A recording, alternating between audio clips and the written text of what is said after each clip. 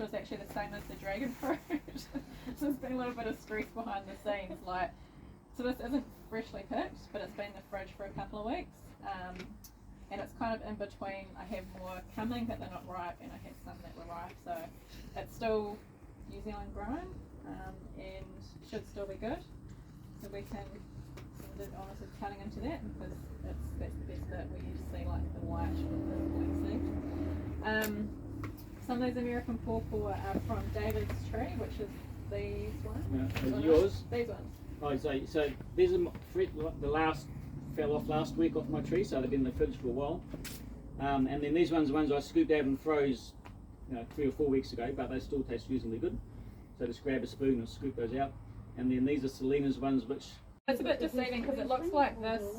They start off quite a bit lighter green, and it looks like that's ready to eat, but they actually taste a little bit better when they go slightly darker, like that. But I mean, it's an opportunity to like try and see what you think. Yeah, so you basically just suck the flesh off the seed with your teeth and your tongue, and you don't eat the seeds, spit them out, and then I'll take them home and grow them or leave them behind.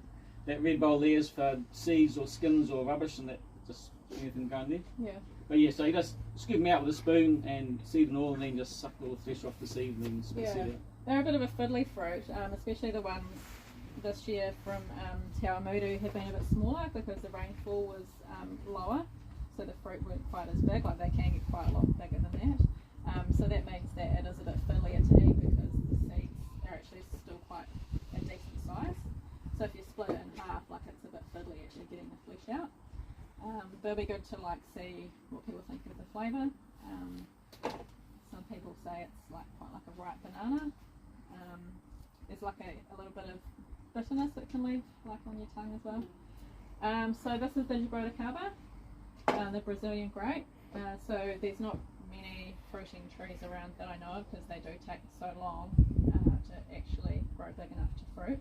But once they do get big enough, you can get lots of flushes of fruit throughout the year. So it is eventually like a really good tree to have, but it's just that investment, like no one wants to get a little seedling that's this big. 10 years seems so long away. Where did these ones come from? Do you know?